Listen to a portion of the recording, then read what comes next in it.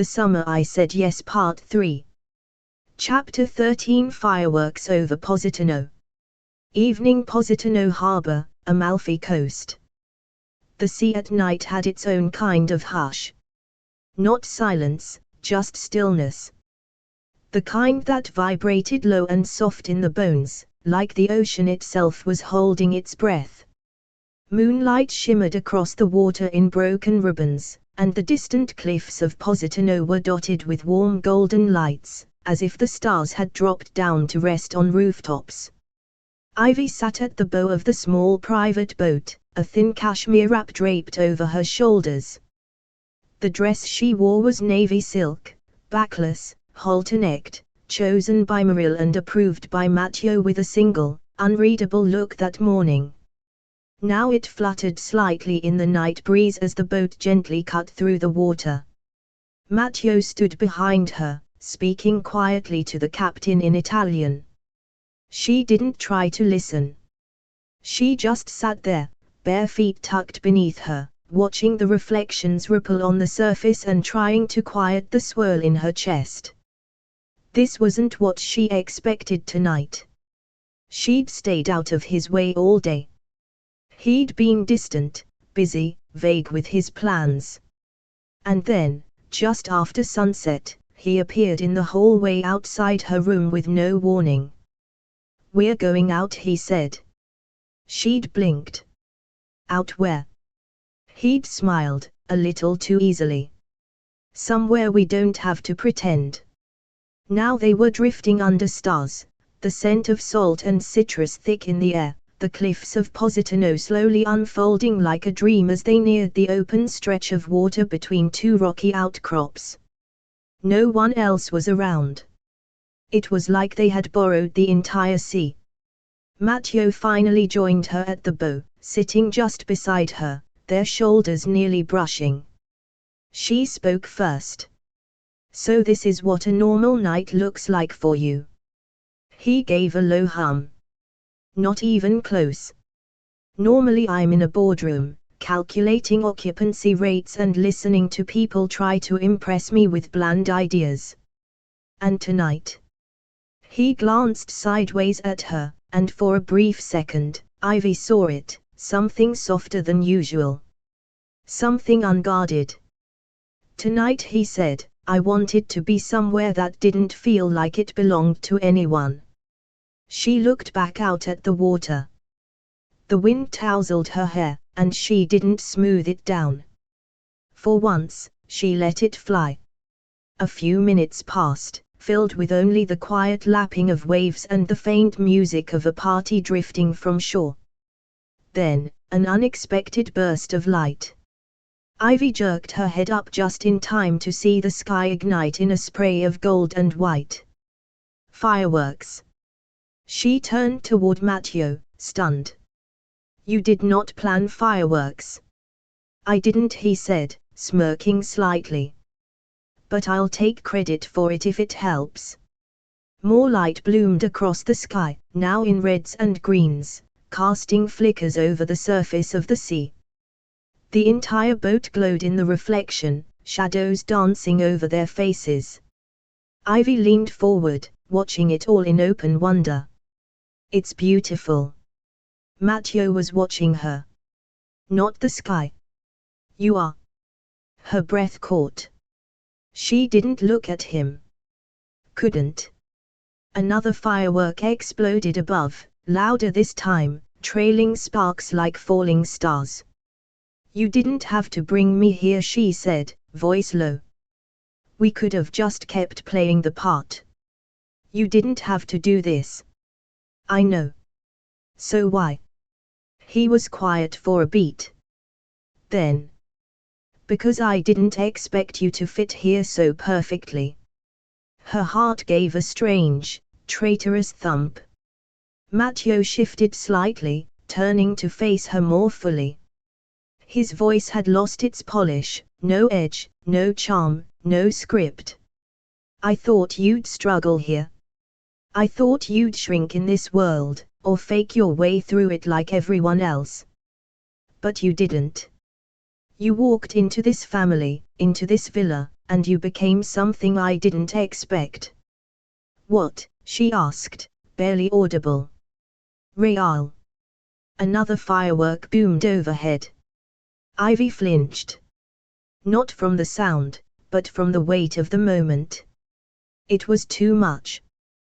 Too close. She looked at him then, eyes meeting his in the golden flicker of the last firework. "Matteo," she whispered, "this isn't real. None of this is." He didn't look away. "I know." But he didn't move. And neither did she. They sat like that for a long, still moment, in the space between pretending and possibility, between glittering light and velvet dark, and Ivy felt it. The line between them was fraying. And she wasn't sure if she wanted to hold it together, or let it fall apart completely. Chapter 14 Champagne Confessions. Evening Villa Bianchi, the west veranda. By the time Ivy arrived, the party was already glowing. The villa's west veranda had been transformed for the occasion, strings of glass bulbs looped between lemon trees, flickering candles on every surface, soft jazz playing from a vintage speaker tucked discreetly near the fountain. The long banquet table was set for 20, again, linen napkins folded like origami, fresh figs arranged like art on silver platters.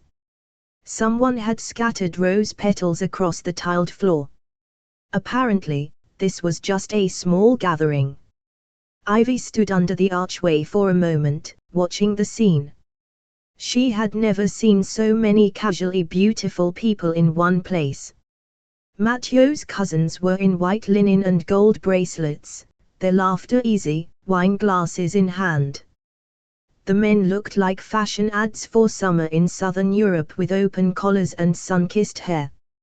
And in the center of it all, Matteo. Effortless, again. He stood near the head of the table, speaking in fluent Italian to an uncle, holding a glass of Prosecco in one hand, his other tucked casually in his pocket. His eyes flicked up once and caught hers, a fraction of a second, no smile, but it was enough to root her in place. He saw her. And still, her stomach twisted. She was wearing a long cream dress tonight, vintage silk, low back, delicate straps, paired with a pair of pearl drop earrings Muriel had insisted on. She looked like she belonged here. Everyone kept telling her so. But all she could think about was the letter. The fireworks. And the way her heart had lurched at those 5 stupid words. "I didn't expect you to fit." They were seated by the time Nonna Bianca stood with her glass raised. The table hushed around her. Even the breeze seemed to pause. She was radiant tonight, in pale lavender, pearls draped effortless across her collarbone, eyes sharp as ever. She didn't tap the glass. She didn't need to. "I want to make a toast," she said, her voice carrying with soft command. Ivy's spine stiffened. She turned her face just enough to catch Matteo's expression. Calm. Of course. Nonna looked from one end of the table to the other, smiling at each guest like she'd known them since birth. And most of them, she probably had. But tonight she continued, "I want to raise a glass to something that matters more than good wine, more than business, even more than heritage." A pause. "To love." Ivy's heart skipped. Nonna's eyes landed directly on her and Matteo. "To this beautiful, unexpected union," she said, her voice warm now, glowing with pride. "To my grandson Matteo and his Ivy, who has brought laughter back into this villa, and softness back into my grandson's eyes." Ivy couldn't breathe. The table broke into polite applause, glasses clinking, someone saying augury, from the far end. She reached for her champagne without thinking and took too large a sip. It was bubbling and cold and too sharp against the back of her throat. Her eyes watered, she blinked quickly, smiling too wide, her cheeks burning. Matteo said nothing beside her. But she could feel him watching. The applause settled. And then, his hand. Under the table. It slid gently across the linen and found hers. Not dramatically. Not even looking at her. Just a quiet, slow movement, his fingers slipping between hers like it had happened 100 times before. His thumb pressed softly into the side of her hand. No words. Just pressure. Just presence. Ivy gripped his hand back like it was the only real thing on earth. Because suddenly, the lie felt too big to hold on her own. Later, as dessert was served, panna cotta with strawberries and aged balsamic, Ivy managed to slip away for a few minutes. She leaned against one of the stone columns overlooking the sea, breathing deeply.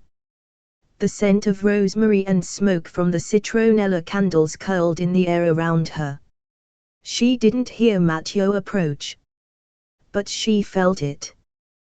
"Thank you," she said softly, still facing the water. "For what?" "For saving me. In there." "I wasn't saving you," he said. "I was reminding you that I'm still here." She turned slowly.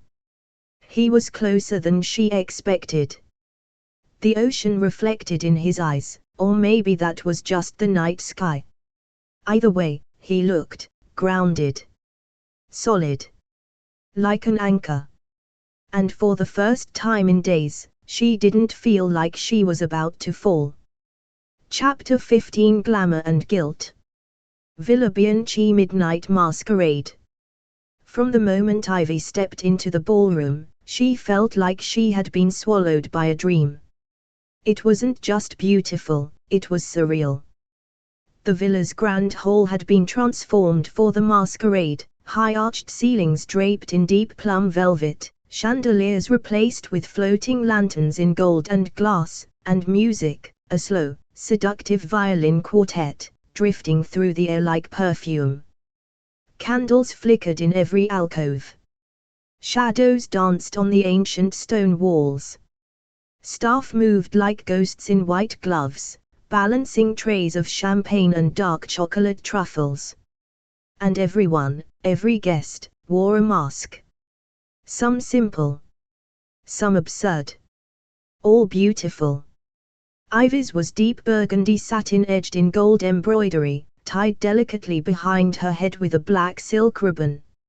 It matched her gown, an off-the-shoulder creation that clung to her waist and flowed behind her like melted wine. Muriel had called it old-world siren. It fit too well. She'd stared at herself in the mirror for too long before coming downstairs. She hadn't recognized what she saw. The hair, pinned in soft waves. The collarbones catching candlelight. The mouth, a careful shade of deep red. She looked like someone who belonged here. And that was the problem. Everyone treated her like she did. People bowed slightly when they greeted her. Asked her questions about New York, about the wedding, about her favorite of Matteo's properties, and Ivy answered each one with a smile and a lie. Not malicious lies. Just elegant ones. "Oh, we're thinking early autumn." "Yes, his Paris team is incredible, so innovative." "No, I've never liked big diamonds. I'm more sentimental than flashy." And each time, the words came more easily. And each time, they made her feel a little more hollow. The violinists shifted into a waltz. People moved to the center of the ballroom, gliding effortless across the checkered floor in silks and velvets and champagne laughter. Ivy stood off to the side, finishing her second glass of Prosecco, her fingers tense around the stem. This wasn't a party. This was a painting. And she was the forgery inside it. She didn't notice Matteo until he was right in front of her. He wore black. A tailored velvet dinner jacket with satin lapels, black mask, black shoes, everything sleek, everything sharp. He looked like a riddle in a suit. He didn't speak. Just offered his hand. She didn't think. She took it. He led her silently through the crowd and out a side door, past a pair of heavy velvet curtains, onto the balcony overlooking the garden. The cool night air hit her skin instantly, a relief. Below them, lights twinkled in the lemon trees. Crickets sang in soft, unbothered harmony. Ivy exhaled. "Why did you bring me out here?" she asked. He pulled her gently into his arms, not answering. His hand found the small of her back. His other hand lifted hers. And then, they danced. No music. Just the distant hum from inside. Just moonlight. Just the sound of her own heart, pounding louder than the walls ever did. They moved in slow, deliberate circles. Ivy's mask began to shift slightly against her cheek, but she didn't fix it. "I can't breathe in there," she whispered. "I know," he said. "It's too much. It's always too much." She looked up at him. His eyes were visible behind the mask, barely. But what she saw there wasn't judgment. It wasn't even attraction. It was concern. She pulled back just slightly. "I'm starting to believe it," she said. "Believe what?" "This." She gestured loosely. "Us. This whole act. The ring, the story, the way people look at us. The way you look at me sometimes. It doesn't feel like a lie anymore. It feels like I'm stealing someone else's life." Matteo's hold on her tightened, almost imperceptibly. "You're not stealing anything. You don't get it," she said. "They love me. Your family. They think I'm this beautiful, confident, worldly woman who just showed up and lit your life on fire. But that's not me." His voice was low. "Isn't it?" "No," she snapped, then softer, "No. I'm just faking it really well." Matteo was quiet. The sea breeze picked up, rustling her dress around her ankles. Somewhere below, she heard distant laughter. "You think you're pretending," he said finally.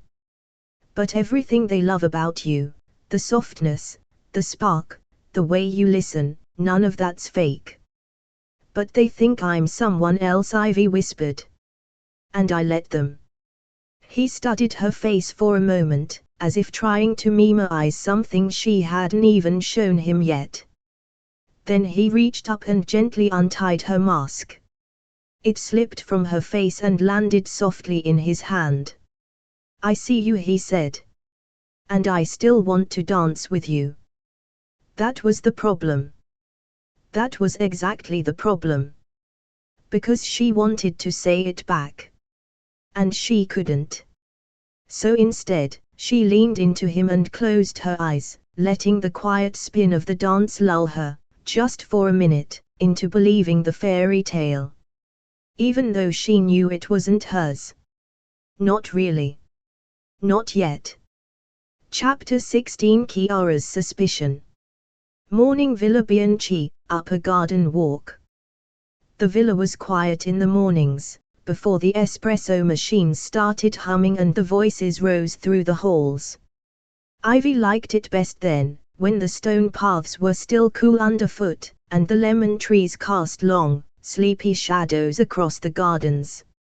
She walked slowly along the upper path, alone for the first time all day, her hands tucked into the pockets of a soft linen wrap. Her hair was still slightly damp from her shower. She hadn't put on makeup yet. She didn't need to be anyone's fiancée for at least another hour. She didn't hear the footsteps until they were too close to ignore. Out for a little stroll. Ivy turned. Chiara. As always, perfectly composed, this time in head-to-toe white, her hair twisted into a low knot, sunglasses pushed up like a headband. She carried a porcelain coffee cup, the kind meant to stay inside, as if rules didn't apply to her. Ivy offered a polite smile. Just needed some air. Kiara nodded, walking beside her now, uninvited. For a moment, they strolled together. Ivy could hear the gravel crunch under their sandals, the faint buzz of bees in the rosemary hedges. The silence stretched, too long to be casual. Then, as they reached a bend in the path, the part where the garden dipped into a half-circle overlook with a stone bench and a view of the sea, Kiara stopped. Ivy did too, instinctively. Kiara sipped her coffee. Then, very calmly, "Why are you lying?" The words dropped like glass on marble. Ivy blinked. "I'm sorry." Kiara didn't flinch. "You heard me." She turned to face Ivy fully now, one arm crossed over her waist, holding her cup just below her chin like a prop. Her eyes, now uncovered by sunglasses, were as sharp and cool as wet slate. "I don't know who you are," she said. "But you're not Matteo's fiancée." Ivy's breath stalled. She felt it, that internal stutter, the flicker of panic. But she straightened. Met Kiara's gaze. "That's a serious accusation." "It's not an accusation," Kiara said smoothly. "It's an observation. One I've been building since the moment you arrived. Shall I go down the list?" She took a step forward. Her tone was calm. Surgical. "You didn't know which side of the villa the master bedroom faced. You hesitated when someone asked how you and Matteo met, as if you were choosing the version of the story you'd rehearsed. Another step. You said you love Prosecco, but ordered a Negroni at dinner the other night, and didn't seem to know what was in it. You claimed you visited the Florence property last year, but that hotel opened 3 months ago." Ivy stood still, her spine straight, her breath shallow. Kiara's voice dropped now. Softer. Slower. "And then there's the real giveaway. The thing you can't fake." A pause. "You don't know how to love someone like Matteo." The silence was louder than the wind. Ivy's fingers curled slightly at her sides. Her voice was calm, but strained. "You're wrong." "Am I?"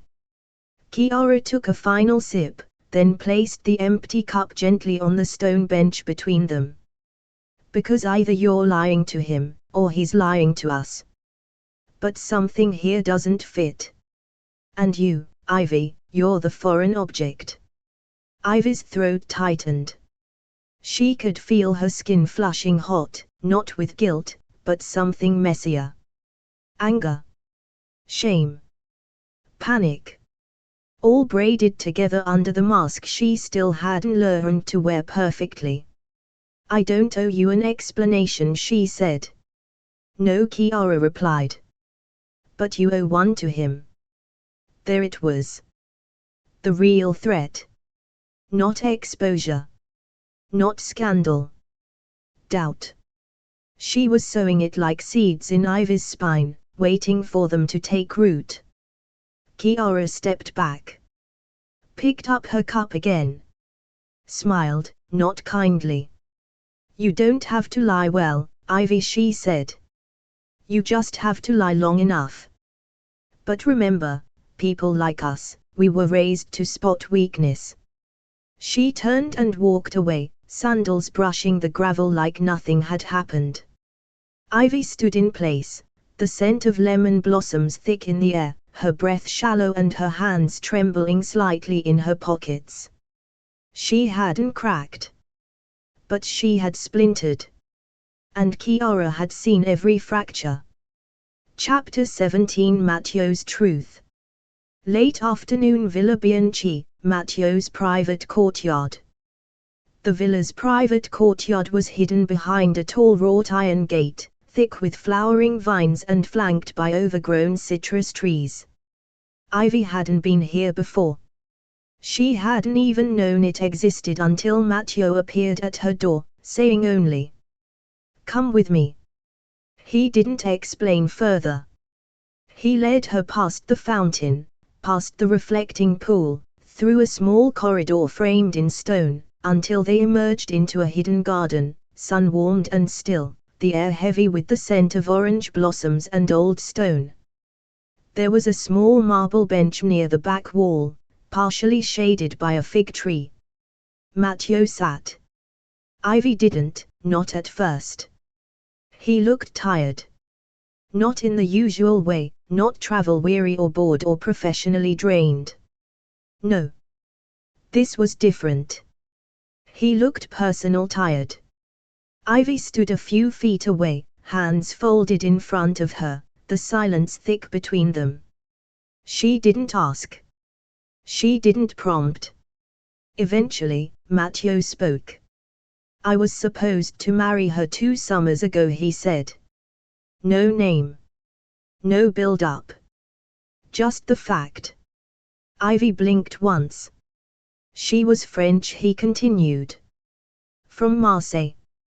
We met through a design firm my company used. She was clever. Ridiculously elegant. The kind of person who could walk into a room and make you feel underdressed even in a tuxedo." Ivy said nothing. She just lowered herself slowly onto the edge of the fountain, across from him. The water behind her trickled gently, a soft, constant murmur. "I proposed after 6 months," Matteo said, his gaze fixed on the ground. "Too fast. But it didn't feel like it at the time. It felt cinematic. And I think I wanted that. Something big. Something that would finally feel personal. Not business. Not family duty. Not another boardroom win." He gave a dry laugh. It wasn't a happy sound. "We planned a wedding here, at the villa." "Of course." Grandmother insisted. "She flew in florists from London, commissioned custom linens from Venice, spent 2 weeks picking the silverware." Ivy watched him carefully. He wasn't embellishing. He wasn't trying to impress. He was just laying bricks, one memory at a time. And then he said, "She didn't show up." Ivy's breath caught. Not a call. Not a note. The morning of the wedding, she just disappeared. Gone. Bags packed. Phone off. Left a message with a hotel clerk in Rome, who told us she was on a flight back to France. He still wasn't looking at her. "And I," he said, voice low, "stood on the balcony with my grandmother, looking out at a garden full of people holding champagne glasses, dressed in linen, waiting for a ceremony that never came." Ivy's heart twisted. "What did you do?" she asked softly. Matteo finally looked up. "I walked down to the garden. I smiled. I made a toast. Told them we'd postponed due to illness. Thanked them for coming. Said she was resting upstairs. My grandmother stood beside me and nodded like it was all fine." He paused. "She hasn't smiled the same way since." Silence stretched out between them again. Ivy swallowed. "I heard whispers. From the staff. From Chiara. But no one ever." "Because we don't talk about it," Matteo cut in, not sharply, but final. "Not in this family. When something humiliates us, we turn it into silence." His jaw clenched slightly. "But I was angry. Not just with her. With myself. For needing it so badly. For making it part of my identity, like having someone proved something." Ivy felt something shift in her chest. And now, she asked. Now that she was in the picture, wearing the ring, playing the role, slipping into the exact place someone else had vacated. Matteo looked at her. His voice was quieter now. Worn. Now I don't know what I want this to be. He exhaled and looked down at his hands. But I know I don't want to lie to you. Not anymore. The words landed heavily. Ivy's throat tightened. She wanted to say something, anything. But everything she could think of sounded like a response written in a script. Not real. Not worthy. So instead, she stood up. Walked the few steps toward him. Sat beside him. And didn't say a word. The silence between them changed shape. It wasn't avoidance anymore. It was something closer to understanding. Not forgiveness.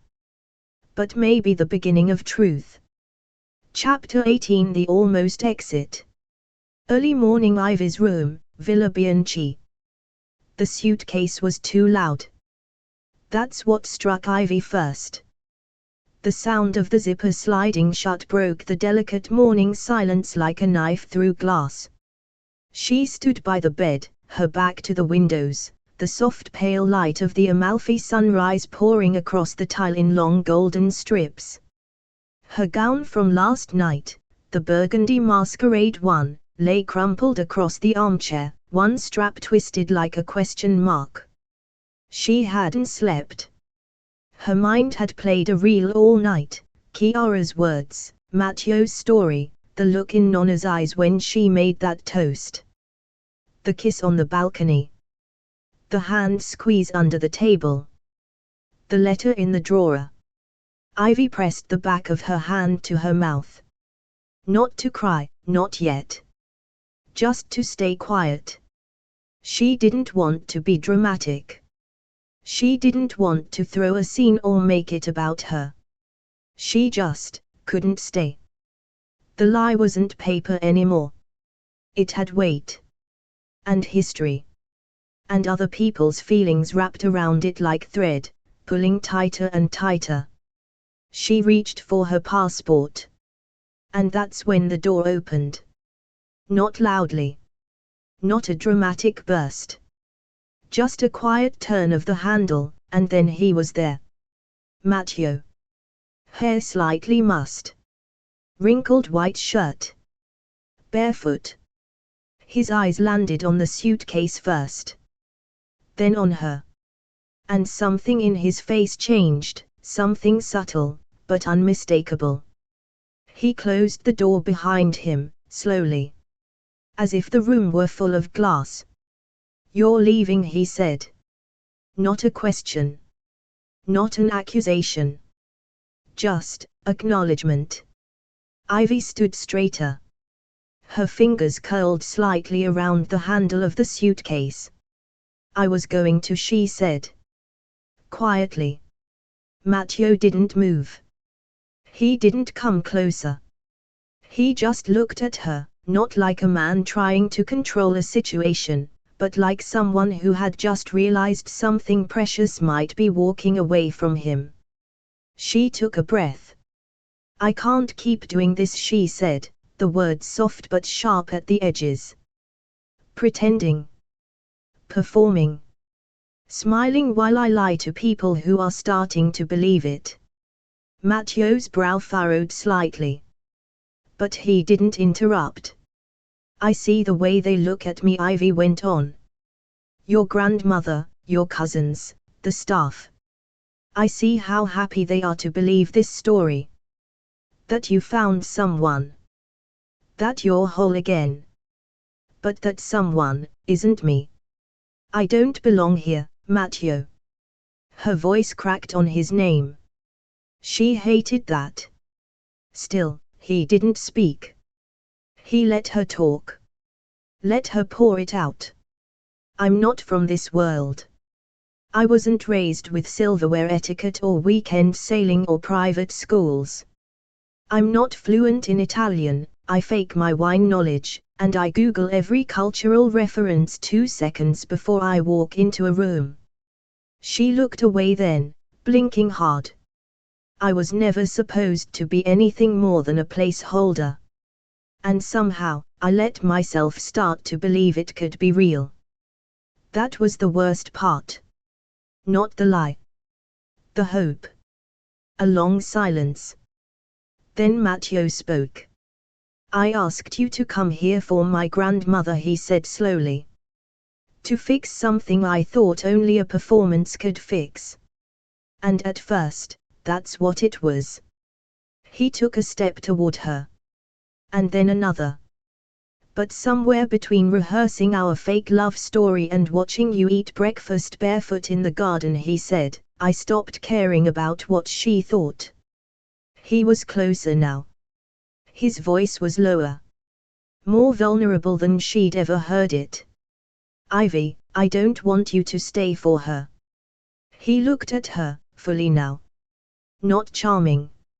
Not composed. Just bare. I want you to stay for me. Ivy's breath caught. And Matteo, who always measured his words like currency, kept going. You're not a placeholder. You're not a stand-in. You're the first person in years who's looked me in the eye and told me the truth, even when it hurt. You've made this place feel alive again. You've made me feel alive again. His hand reached out, not to take hers, not yet, but just to rest lightly on the edge of the suitcase. I know it's been a lie, he said. But this, what I feel for you now, isn't. The room pulsed with silence. Birdsong filtered faintly in from the garden.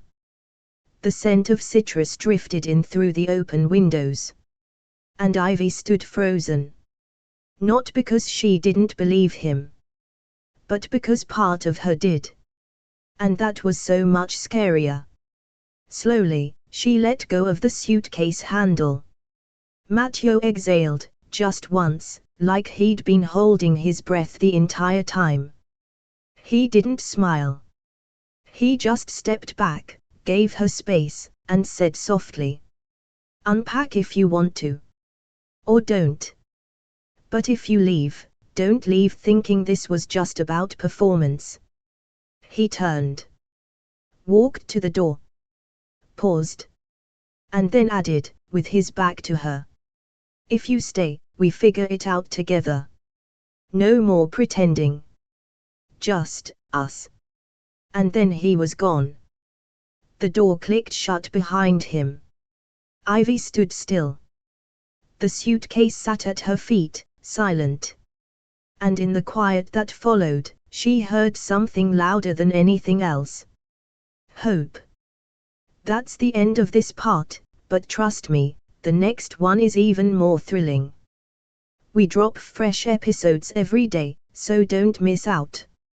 Like, subscribe, and stay tuned, you won't want to miss what's coming next.